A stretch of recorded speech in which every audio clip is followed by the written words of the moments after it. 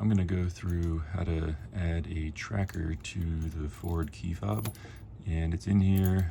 There's a little bit of a gap here maybe, but it also could just be from me continually removing and reinstalling this case. So in order to get the case off, there's a standard coin cell battery in here. You can just use another key, pop this open,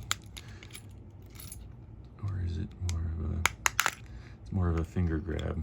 Okay, and then here's the battery, and the standard battery, and there's Kapton tape on it, but this is the rechargeable battery for the Orbit eyeglass tracker. It's already been installed in here.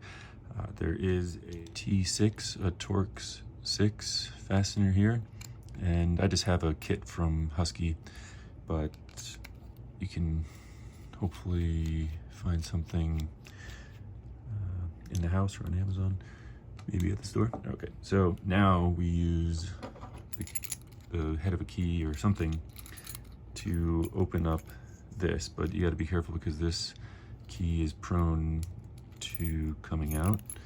There's a spring in there. Okay, so just pop that open, right? Pry between the two faces. And then in this case, I have the tracker on this middle piece, which we'll go through and how to install that.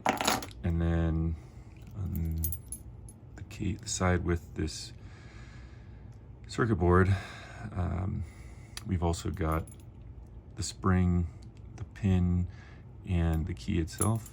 So you kind of have to fool around with this, but generally this pin does have anti-rotation features, and you would need to preload the spring rotationally so that it is encouraged to flip open, right?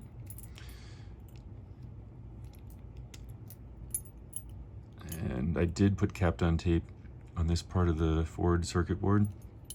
This will normally stick into some pegs on the center piece of plastic, and in order to get it off, I ended up using a small flathead screwdriver over here near the antenna.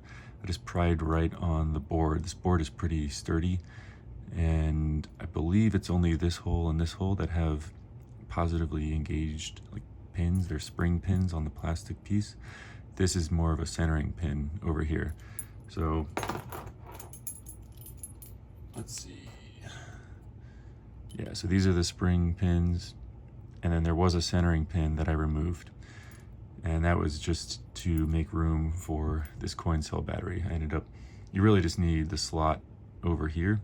You don't really need the slot all the way in. Doesn't really matter too much when you're cutting with the Dremel and chiseling away with a sharp-ended flat blade screwdriver. All right, so this is the forward key fob with the circuit board removed. And then this is the Orbit eyeglass tracker with the case removed, and it fits pretty well in here. And we just have to remove a little of this plastic to get the circuit board to fit on. So we're going to use a Dremel to do that.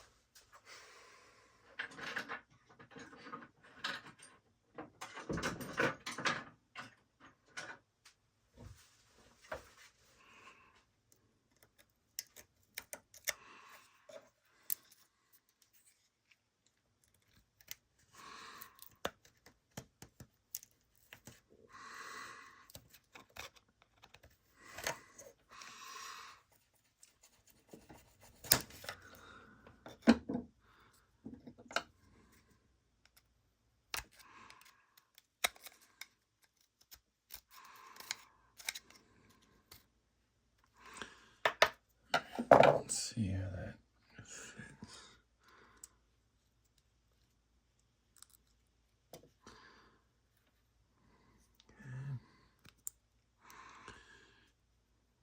Should fit pretty good. With the one exception of this corner. I'm gonna knock this corner down.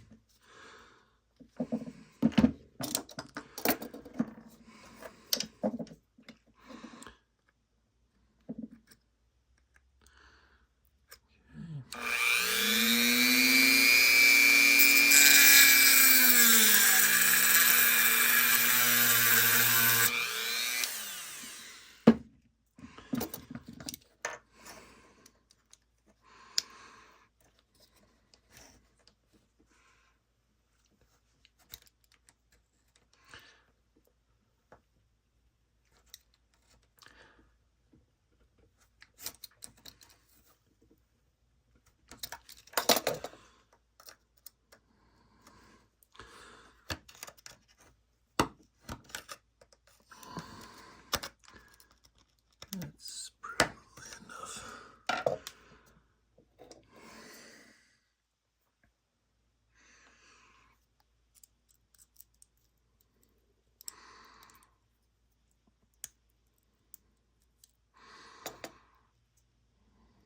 Okay. When you reinstall this forward circuit board, you just put it on these pins and they don't necessarily engage, they'll locate. And it could just be because I've disassembled, reassembled so many times, but they're protruding. They just don't seem to grab super well. So that's the first step to reassembling. And then you drop it on this other assembly.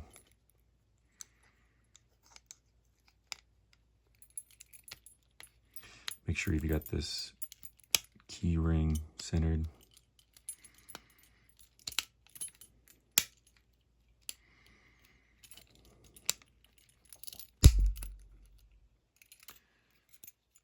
All right, there's that.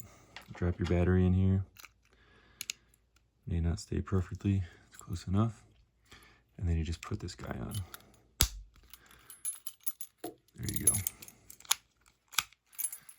The spring actually intersects with a fork of sorts. Kind of grabs around the spring. You just rotate it. And then that way it spring loads out.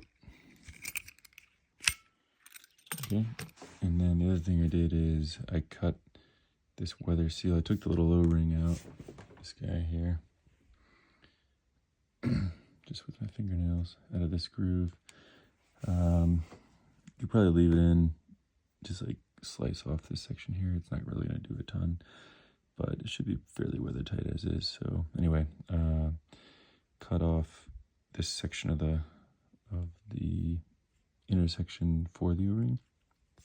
Make sure you put your little T6 screw in here. Okay, and then got some Kapton tape on here, and the battery just fits in barely. All right, and now it's making noise in the key when I told it to play a sound. All right, and make sure to save this larger part of the housing. The charger has these pins that fit into the holes, and there's a little plastic envelope for the flex circuit to fit into, so the pads intersect with these pins properly. And this does have, you can see this taper, this charging connector does have positive engagement, and then there's a little end here, so you can't flip it like this. It takes about 3 hours to charge.